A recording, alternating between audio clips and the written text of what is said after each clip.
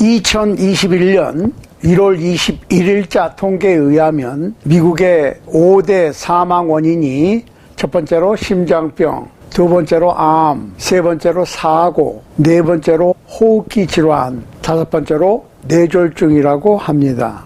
2021년 10월 21일자로 미국의 20세에서 24세 젊은이들의 사망 원인 상위 5가지 이유는 첫 번째로는 사고사, 두 번째로는 자살, 세 번째로는 살해당함, 네 번째로는 암, 심장병이 5위입니다. 또한 통계에 의하면 미국에서 2020년에 45,979명이 자살을 하였다고 그래요. 이것은 매 11분마다 한 명꼴로 스스로 목숨을 끊었다는 얘기입니다. 그러니까 11분마다 한 명씩 자살하는 거예요. 이 통계는 자살 미수나 자살을 생각했다가 실행하지 못한 경우에는 제외된 거니까 자살을 시도하는 사람들은 훨씬 더 많다는 겁니다.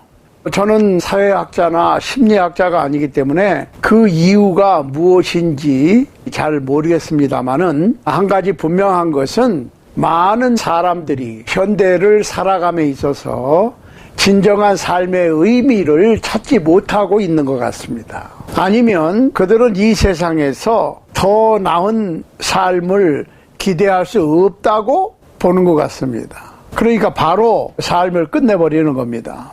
자, 오늘 주제는 자살에 관한 게 아니고 그것과는 180도 다른 예수 안에 있는 새 생명입니다. 자, 예수 그리스도 안에서는 새 생명이 가능합니다. 일단 고린도 후서 5장 17절로 21절을 읽겠습니다. 그런즉 누구든지 그리스도 안에 있으면 새로운 피조물이라. 이전 것은 지나갔으니 보라 새 것이 되었도다. 모든 것이 하나님께로 났나니 저가 그리스도로 말미암아 우리를 자기와 화목하게 하시고 또 우리에게 화목하게 하는 직책을 주셨으니 이는 하나님께서 그리스도 안에 계시사 세상을 자기와 화목하게 하시며 저희의 죄를 저희에게 돌리지 아니하시고 화목하게 하는 말씀을 우리에게 부탁하셨느니라. 이러므로 우리가 그리스도를 대신하여 사신이 되어 하나님이 우리로 너희를 권면하신 것 같이 그리스도를 대신하여 강구하노니 너희는 하나님과 화목하라. 하나님이 죄를 알지도 못하신 자로 우리를 대신하여 죄를 삼으신 것은 우리로 하여금 저의 안에서 하나님의 의가 되게 하려 하심이니라. 자, 오늘날에 마음의 상처를 받는 사람들이 많습니다. 그 모든 이유와 원인은 정확하게 알 길이 없습니다. 오직 하나님만 아실 것입니다. 어떤 이들은 특별히 잘못이나 실수를 하지 않고도 고통을 받기도 하고, 다른 어떤 사람들은 너무 자신의 몸을 혹사하거나 돌보지 않아서 아니면 너무 방종한 삶을 산 결과로 삶 속에서 고통을 당하는 수도 있습니다. 각 원인과 이유를 일일이 다 분석해 볼 수는 없겠지만 모든 사람들에게 한결같이 적용되는 것 한 가지는 한 사람 한 사람 개인은 각자의 삶 속에서 이것이냐 저것이냐를 의지적으로 선택하거나 불가피하게 선택하는 그 선택의 결과로 인생의 진로가 진행되는 것이고, 그 선택의 결과로 고난이 오거나 상급을 얻게 된다는 사실입니다. 그러니까 우리의 의지적인 선택 혹은 불가피한 선택은 선택인데, 그렇죠? 우리는 선택을 해. 그렇지만 의지적 선택, 또 한 가지는 불가피한 선택.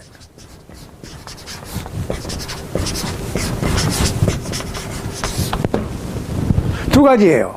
그렇지만 선택은 선택이에요. 결론적으로는 내가 선택한 거예요. 자, 의지적인 선택이라고 하는 것은 내가 의도적으로 어떤 것을 선택하는 것을 얘기하고, 불가피한 선택은 그 상황에서 그것을 선택할 수밖에 없었다. 그것이 최선이었다. 썩 그렇게 내키지는 않았지만 그게 그 당시에는 불가피한 선택이었다. 이런 걸 얘기하는 거예요. 자, 잠언 13장 15절 볼 것 같으면 선한 지혜는 은혜를 베푸나 괴사한 자의 길은 험하니라 라고 기록되어 있는데 사실 그래요. 심는 대로 선택한 대로 결과가 나타나는 거예요. 그러니까 하나님께서 모든 생명은 각기 종류대로 낸다. 그러니까 창조하실 때에 모든 생명은 각기 종류대로 내게끔 만드셨습니다. 그게 불변의 법칙이에요.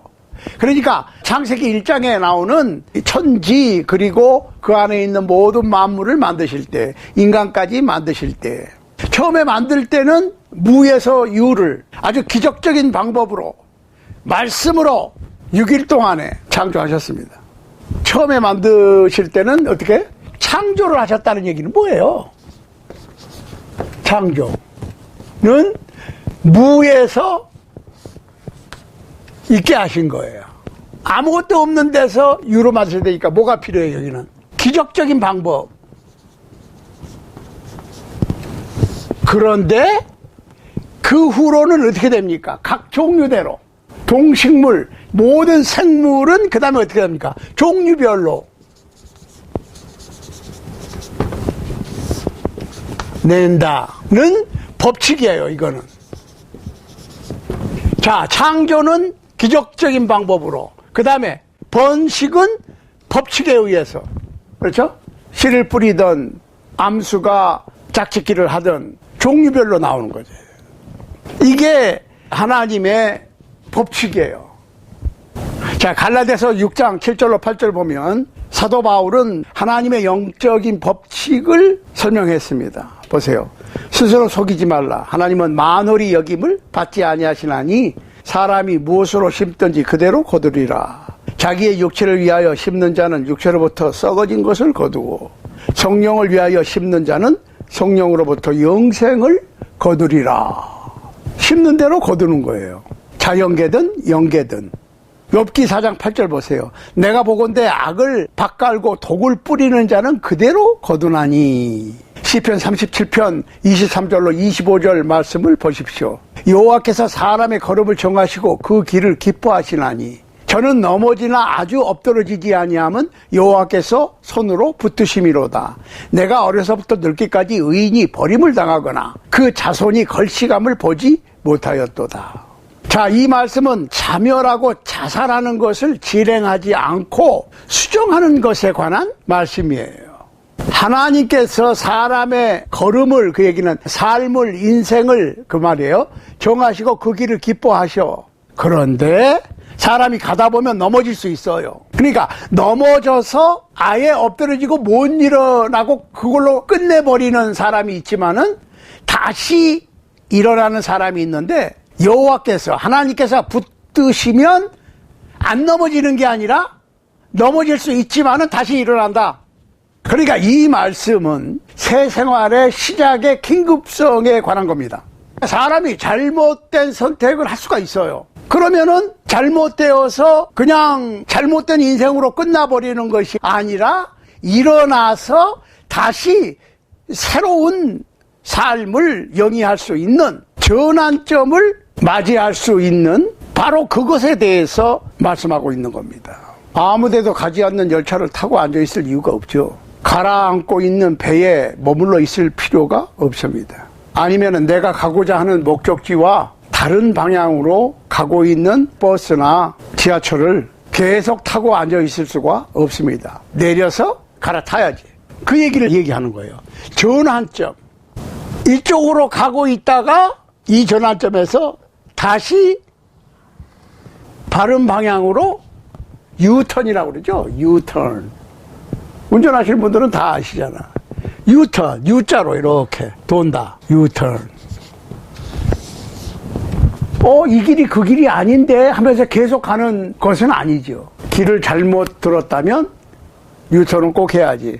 자, 요한복음 3장에서 예수님과 니고데모와의 대화 속에서 예수님은 진실로 진실로 네게 이르노니 사람이 거듭나지 아니하면 하나님 나라를 볼 수 없느니라 그랬어요. 새로운 출생이 필요하다고. 출생. 새로운 출생의 그 포인트, 전환점이 새로운 출생이다. 그때 바뀌는 거예요. 거듭나야 된다. born again, 거듭난다. 중생, 그러죠. 중생, 한자로. 이거 한자입니다. 그런데 베드로도 똑같은 얘기를 했어요. 베드로전서 2장 2절 보세요. 갓난 아이들과 같이 순전하고 신령한 젖을 사모하라. 이는 이로 말미암아 너희로 구원에 이르도록 자라게 하려 함이라. 잠깐, 이게 지금 사도 바울과 사도 베드로가 합작을 하고 있어요. 사도 바울은 born again, 중생을 얘기했고, 사도 베드로는 자람, 성장이 필요하다고 얘기하는 거예요. 성장. 생각을 해보세요. 자, 사도 바울은 고린도후서 5장 17절에서 그런즉 누구든지 그리스도 안에 있으면 새로운 피조물이라. 이전 것은 지나갔으니 보라 새 것이 되었도다. 잠깐. 그리스도 안으로 들어가는 것이 필요해. 그리스도 안으로 들어가는 것은 곧 새로운 피조물이 되는 건데, 그렇다면 그리스도 안으로 들어가는 것이 새로운 피조물이 되는 것이고, 그리스도 안으로 들어가야 새 생명이 주어진다는 얘기지.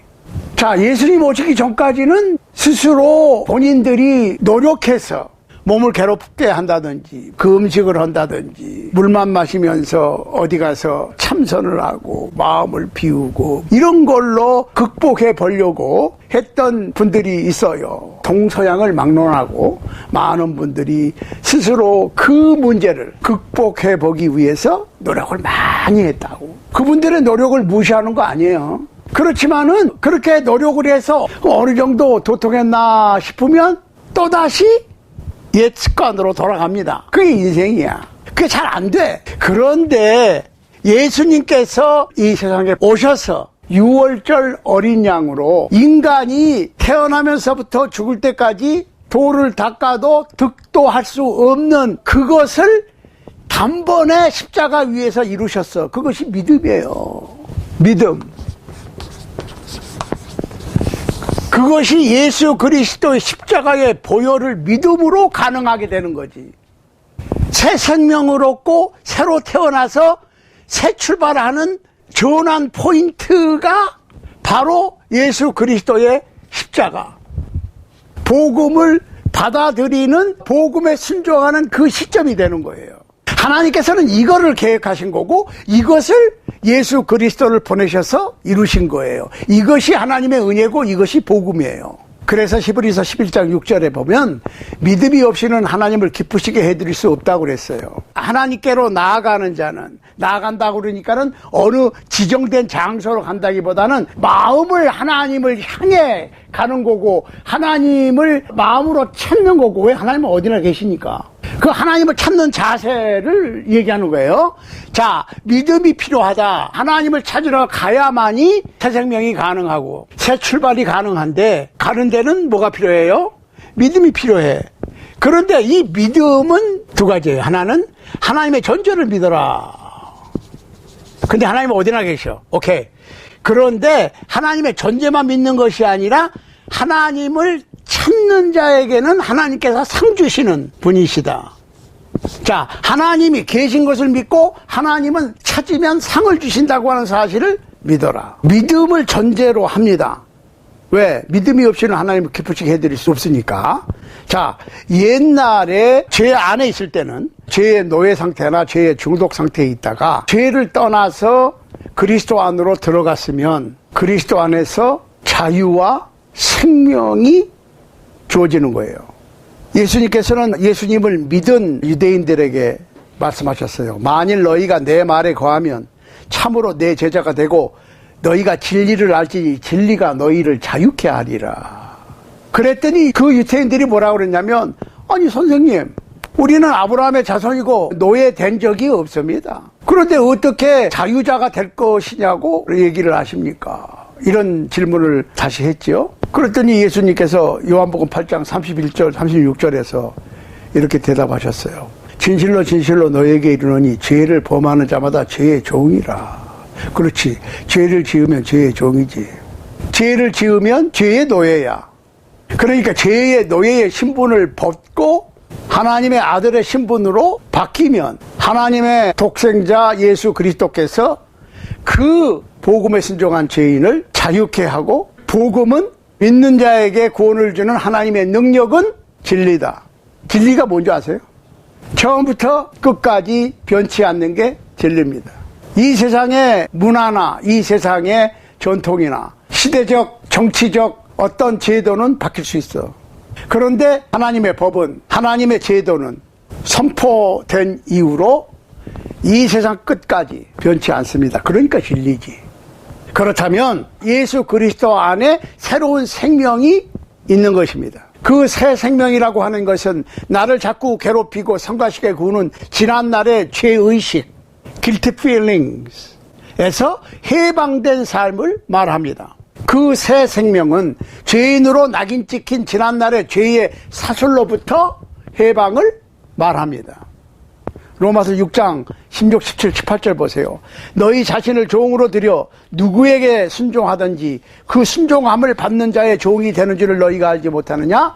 혹은 죄의 종으로 사망에 이르고 혹은 순종의 종으로 의에 이르느니라. 하나님께 감사하리로다. 너희가 본래 죄의 종이더니 너희에게 전하여 준 바 교훈의 본을 마음으로 순종하여 죄에게서 해방되어 의에게 종이 되었느니라. 우리가 순종이 필요하다는 거지. 여기에는 순종. 죄를 따르면 죄의 종이 되고 의를 따르면 의의 종이 돼. 따르는 것으로 얘기가 되는 거예요. 순종의 여부에. 그러니까 죄를 따르다가 멈추고 돌아서서 의를 따라가는 거야. 예수님의 십자가의 도, 복음을 따라가는 거예요. 아닌데 하고 계속 가면 안 돼. 돌아서야 돼. 이걸 회개라고 그래요. 성경에서. 돌아서는 거예요. 돌이키는 거예요. 어떤 유대인들은 자신들이 죄에 노예된 것이 아니라고 생각을 했었어요. 그것을 보시는 예수님께서는 보였는데, 정작 죄에 중독이 된 그때의 그 유대인들은 느끼지를 못했어요. 사람이 죄에 중독이 되면 죄를 끊는 게 굉장히 어렵습니다. 사람이 죄의 중독에서, 죄의 습관에서 돌이켜서 새로운 생명을 갖고 생명의 길로, 인생의 진로 방향을 바꾸려면 하나님의 은혜가 필요합니다. 하나님의 은혜는 복음으로 나타났고, 복음은 예수님 자신이 십자가 위에서 살찌고 피 흘려서 내 죄값을 치렀다고 하는 거예요. 나를 샀다는 거예요. 사도행전 20장 28절 보세요. 우리를 자기 피로 사셨다 그랬거든. 그러니까 우리가 그럴 것이다 라고 짐작만 하는 게 아니라 확신할 수 있는 것은 예수님께서 십자가 위에서 피 흘리심으로 나의 죄값을 치렀다는 거예요. 그게 복음이고, 그걸 믿는 것이 복음을 믿는 거고. 자, 그런데 로마서 6장 3절로 13절에서 성령께서는 이렇게 추천을 합니다. 보세요. 무릇 그리스도 예수와 합하여 세례를 받은 우리는 그의 죽으심과 합하여 세례를 받은 줄을 알지 못하느냐? 그러므로 우리가 그의 죽으심과 합하여 세례를 받음으로 그와 함께 장사되었나니 이는 아버지의 영광으로 말미암아 그리스도를 죽은 자 가운데서 살리신과 같이 우리로 또한 새 생명 가운데서 행하게 하려 함이니라. 만일 우리가 그의 죽으심을 본받아 연합한 자가 되었으면 또한 그의 부활을 본받아 연합한 자가 되리라. 우리가 알거니와 우리 옛사람이 예수와 함께 십자가에 못 박힌 것은 죄의 몸이 멸하여 다시는 우리가 죄에게 종노릇 하지 아니하려 함이니 이는 죽은 자가 죄에서 벗어나 의롭다 하심을 얻었음이니라. 만일 우리가 그리스도와 함께 죽었으면 또한 그리스도와 함께 살 줄을 믿노니 이는 그리스도께서 죽은 자 가운데서 사하셨음에 다시 죽지 아니하고 사망이 다시 그를 주장하지 못할 줄을 알미로다. 그의 죽으심은 죄에 대하여 단번에 죽으심이요 그의 살으심은 하나님께 대하여 살으심이니 이와 같이 너희도 너희 자신을 죄에 대하여는 죽은 자요 그리스도 예수 안에서 하나님을 대하여는 산 자로 여길지니라. 그러므로 너희는 죄로 너희 죽을 몸에 왕노릇 하지 못하게 하여 몸의 사욕을 순종치 말고 또한 너희 지체를 불의의 병기로 죄에게 드리지 말고 오직 너희 자신을 죽은 자 가운데서 다시 산 자같이 하나님께 드리며 너희 지체를 의의 병기로 하나님께 드리라. 그러니까 예수 그리스도의 희생을 믿고 돌이켜서 예수님을 나의 구세주로 고백하고 예수님의 이름으로 물속에 잠기는 것은 첫 순종이라고. 그렇게 되면 예수 그리스도의 보혈과 접하는 순간이 되는 거예요. 그리스도 안에 있는 새 생명은 또한 새로운 삶의 목적을 갖고 이 세상에서 죽음을 향하여 가던 삶의 진행 방향을 그리스도 안에 있는 생명으로 삶의 진로를 바꾸는 거예요. 그 전환점이 믿고 세례받는 겁니다. 그러니까 사실은 이 세상의 거의 모든 사람들은 그냥 그렇게 살아요. 표류하는 거지. 표류는 목적지가 없어. 그러니까 표류하던 인생이 목적을 갖고 가는 거예요. 자, 하나님을 믿는다고 하는 것은 하나님의 창조에는 목적이 있다고 하는 사실을 깨닫는 겁니다. 역사의 흐름에도 목적이 있습니다. 인간의 존재에는 그 목적이 있습니다. 내가 왜 이 땅에 이 시간에 존재해야 되는가에 대한 하나님의 목적과 이유가 있다는 말씀입니다. 골로새서 3장 4절에서 사도 바울은 우리의 생명이신 그리스도, Christ, who is our life 이러셨어요. 그리스도께서 삶의 의미와 목적을 부여하시는 거예요. 그리스도 안에 있는 새 생명 안에는 새 생명과 믿음과 자유와 목적만 있는 것이 아니라 새로운 희망, 소망이 있는 겁니다. 예수 그리스도에 대한 믿음이 없는 하나님의 은혜를 모르고 살아가면 소망이 있습니까? 없습니까? 결론적으로는 무덤을 향한 장성곡인데 무슨 희망이 있겠어요? 뭐 요새 100세 시대 자꾸 그러는데 100세 시대 아니라 200세, 500세 시대를 산다고 그래도 연장은 의미가 없다니까요. 영원한 새 생명을 얻으면 그거야말로 우리의 일생을 걸어볼만 하잖아요. 예수 그리스도 안에 영원한 생명이 있는 것입니다. 영원이라고 하는 말은 시작과 끝이 없어. 한결같이 그대로 늙지도 쇠하지도 없어지지도 않습니다. 그게 영원이에요. 영원한 생명. 그런데 우리가 이 땅에서 예수 그리스도의 복음을 통해서 죄사함 받고 영적으로 구원받았지. 그러면 몸은 달라진 게 없어. 그런데 예수님께서 다시 오시면 죽었던 성도들은 죽지 아니할 몸으로 살리시고 살아있던 성도들은 죽지 아니할 몸으로 변화시킨다니까요. 예수님께서 오시면 비로소 그때 영과 육의 구원이 완성되는 거예요. 그러니까 지금은 영혼의 구원을 받았지만 육적으로는 믿지 않는 불신앙자들하고 별 다를 게 없으니까 힘들어. 그렇지만 우리가 인내가 필요하지. 주님께서 다시 오실 때까지. 주님께서 다시 오실 때 우리가 무덤 속에 있고 영혼은 낙원에 가 있고 예수님께서 다시 오실 때 우리가 몸 안에 살아있고 아무 상관이 없어. 그게 성경에서 말씀하고 있는 거예요. 그러니까 우리의 소망은 예수 그리스도 안에 있다. 자, 하나님께서는 예레미야 선지자를 예루살렘 주민들에게 보내셨습니다. 예레미야는 국가적인 죄와 하나님을 거절한 죄 때문에 이교도의 나라 바벨론으로 포로로 잡혀갈 것을 경고했어요.